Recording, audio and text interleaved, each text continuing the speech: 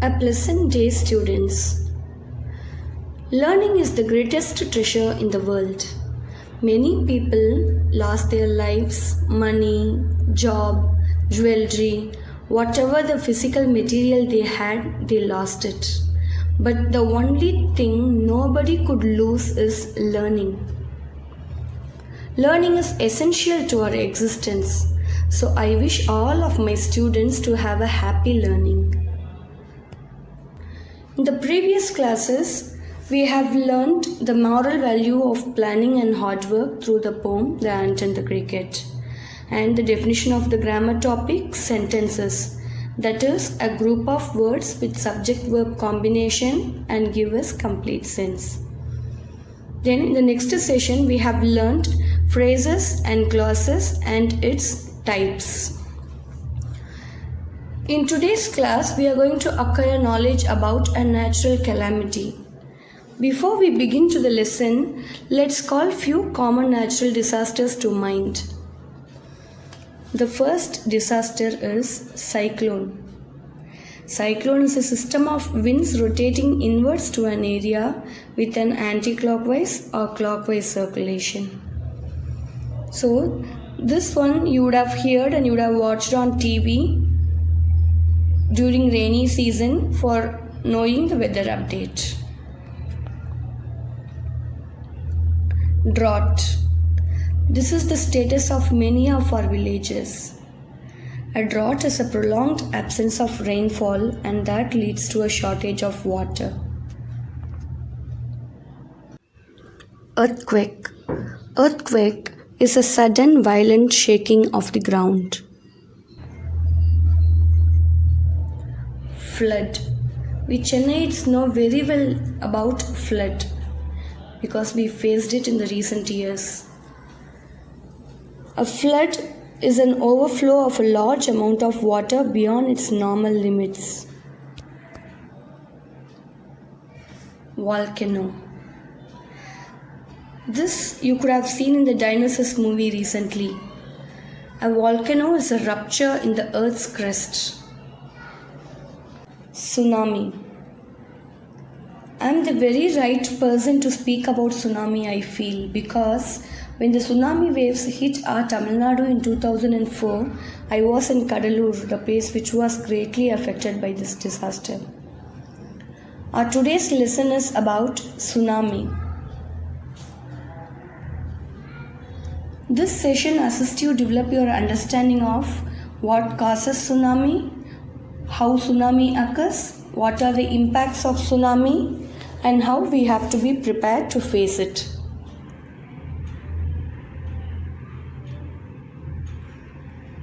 This is your second lesson from Honeydew book. Students, look at the map of Andaman Nicobar Islands. Watch the places marked here and also the distances.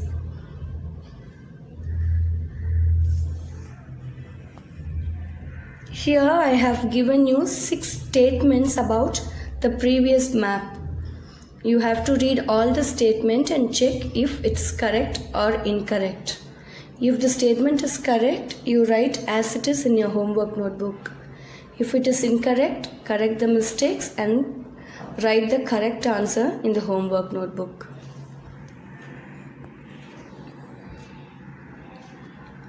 Here is your brainstorming question for the class. Did animals sense that tsunami was coming?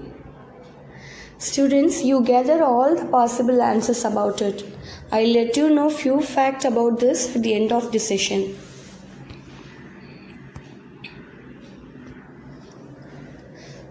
Children, now pause the video and copy down the new words and its meaning in your classwork notebook. Once you are done, you can resume your video. Archipelago, a group of many islands and the surrounding sea. Tremor, a slight shake of earth during earthquake. Chaos, complete disorder. Swept away, destroyed. Daze, a state of stunned confusion. Recede, move back from a previous position. Cling, hold on tightly to. Uprooted, pulled out of the ground. Traumatized, greatly shocked and distressed. Triggered, caused by particular action or situation. Whirlpool, a quickly rotating mass of water in a river or sea. Hysterical, affected by wildly uncontrolled emotion. Refuge, shelter. Withstood, remained undamaged or unaffected. Surge, a sudden powerful forward or upward movement by a natural force. Forewarned, informed of future danger. Slammed, hit with great force. Entice, attract. Perished, died. Carcasses, the dead bodies of animals. The first part of the lesson, Tsunami, gives us some important and inspiring incidents. These occurred when tsunami hit some parts of India. The stories are from Andaman Nicobar Islands.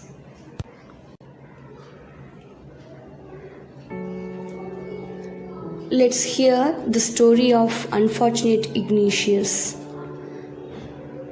Ignatius' wife woke him up at 6 a.m. that day, sensing an earthquake. Ignatius put the television on the ground to save it from the quake. Then all the members of the family rushed out. When the tremor stopped, they saw the sea rising. This caused them confusion. They ran, but in opposite directions. His wife was swept away. Her 2 children, along with her father and brother, were also lost. Thus, Ignatius lost his wife, 2 children, his father-in-law, and his brother-in-law in the tsunami. The next story we are going to hear about Sanjeev. Sanjeev was a policeman. He managed to save his family. His wife and his baby daughter was saved. But he heard the cries for help from the other people.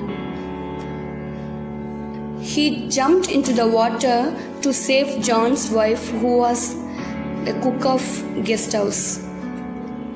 But they both were swept away and drowned. The third story is about Meghna. Meghna was 13 years old. She was swept away along with her parents and 77 other people in the place. She held on to a wooden door and kept floating on it for 2 days. She was brought to the shore by a wave, and fortunately she was saved. The next story is about Almas. It was a tragedy. Almas was 10 years old then. The family was sleeping, but her father had woken up. He saw the water receding after the tremors. He knew it would come back with great force. He woke everyone, trying to rush to a safer place. As they ran, his father fell down. Alma's father rushed to help him. Then came a big wave and swept the both away. Her mother and aunts were washed away too. They were swept away with the tree they were holding on to. But Alma saw a log of wood floating. She climbed onto it, then she fainted. She woke up in a hospital in Kamota. The second part of the lesson is about the intelligent Tilly Smith. Students, you could see the photograph of Tilly Smith. She, with her family, had come to Thailand from England to celebrate Christmas. It was December 26. She was standing with her family on the beach. Tilly and her mother Penny Smith both saw the water swelling. The beach was getting smaller and smaller every moment. They saw the sea slowly rise and start to foams. Tilly saw the sea making whirlpools. She was alarmed with some bad signs, but Tilly's mother was not alarmed by any. Tilly remembered the video that her geography teacher had shown in the class 2 weeks before. It occurred to her that these were the sure signs of tsunami. She screamed and asked her family to go off the beach. The mother did not sense anything terrible, however, she felt that her daughter must be right. Tilly's parents took her and her sister to the swimming pool at the hotel. Many other people also left the beach with them. Then it was as if the entire sea had come after them. The family took refuge in the 3rd floor of the hotel. The building withstood the force of the tsunami. If they had stayed on the beach, they would have been dead now.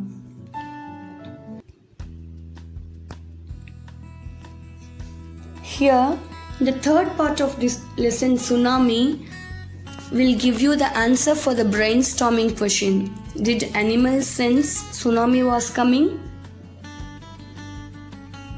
Some people believe that animals possess a 6th sense. Tsunami killed nearly 150,000 people, but only a few animals died. In Yala National Park in Sri Lanka, 60 visitors were washed away, but only 2 animals died. The same park, people had observed 3 elephants run away from the beach an hour before the tsunami hit.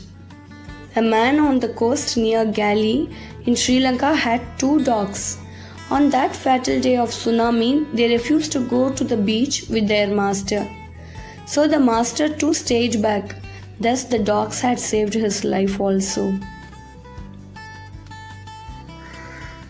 What is the moral value the story Tsunami gives us? To survive in the world, we have to have 3 things: courage, resilience, and compassion. We have to face anything with courage. Courage means brave. We should be resilient. Resilient means we have to recover quickly from any problem. We should not keep on crying. We should not keep on wasting our time in the happened things. The 3rd one is compassion. Compassion means we have to have sympathy on the people, those who are suffering from any disaster or any other problems.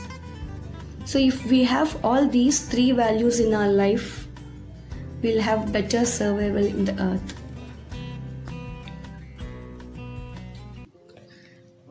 Students, the assignment for this lesson is: the story shows how a little girl saved the lives of many tourists when a tsunami struck the beach, thanks to the geography lesson that she had learnt at school. She remembered the visuals of a tsunami and warned her parents. Do you remember any incident when something that you learnt in the classroom helped you in some way outside the classroom? Write your experiences in a paragraph of about 90 to 100 words. Students, in the last class I taught you sentence. So once again let's recall. A sentence is a group of words that contain subject, verb and verb. And also a sentence must give us complete sense. Yes. Now I have given you 6 sentences. All these 6 sentences or group of words have subject-verb combination and also it gives us complete sense. In the previous class, we have learnt 4 types of sentences according to its purpose. That is declarative, interrogative, imperative and exclamatory. In today's class, we are going to learn the types of sentences according to its structure. So structure in the sense, the last class we have also learned phrases and clauses. In a sentence, a small group of words may be a phrase or a clause. How we can identify a phrase or it is a clause? A phrase will not give us complete sense. A phrase will not have subject-verb combination also. But a clause will have subject-verb combination and also it gives us complete sense. So all these 6 sentences I have given are clauses because here you could see all the sentences have subject-verb combination. So according to the arrangement of the clauses in that sentence, we are going to categorize sentences into 3 types: simple, compound, and complex sentences.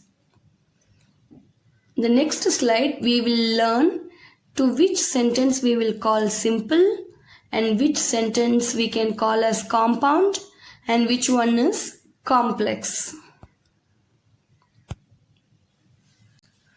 Look at the first sentence, students. Ignatius was the manager of a cooperative society. Here, Ignatius is the subject. Subject means the doer of the action. So, Ignatius is the doer here and no main verb. So, let us take the helping verb as a verb. So, was is the verb. Subject and verb is there. It is a single clause. Only one clause is there in that sentence. So if simply only one clause is there, it is called simple sentence. Do you understand? A simple sentence will have only one clause. It gives us complete sense. Can you find out the other simple sentence in the given examples? Yeah, very good. The last sentence is simple again. Almas Javed was 10 years old. Here too we have only one subject-verb combination. Only one clause is there. It is a simple sentence. Now look at the second sentence. When the tremor stopped, they saw the sea rising. Here we have 2 clauses. The first clause is when the tremor stopped. The next clause is they saw the sea rising. The first clause also we have subject-verb combination. The second one also we have subject-verb combination. They saw is the subject, saw is the verb. But the first sentence will not give you complete sense. When the tremor stopped, it does not convey the complete meaning to us. It depends on the next clause. When the tremor stopped, they saw the sea rising. So the first clause is called dependent clause. The next clause is called independent clause or main clause. One main clause, one dependent clause is there. So it is called complex sentence. A complex sentence will have one main clause and one or more dependent clause. So can you find out other complex sentence in the examples? Very good. The fifth sentence. As they ran, her grandfather hit on the head. There are 2 clauses. The first clause is dependent on the next clause. So it is called complex sentence. Students, you can see in both the examples we have used subordinate conjunctions. When, as. So if we use subordinate conjunctions, surely that will be a complex sentence.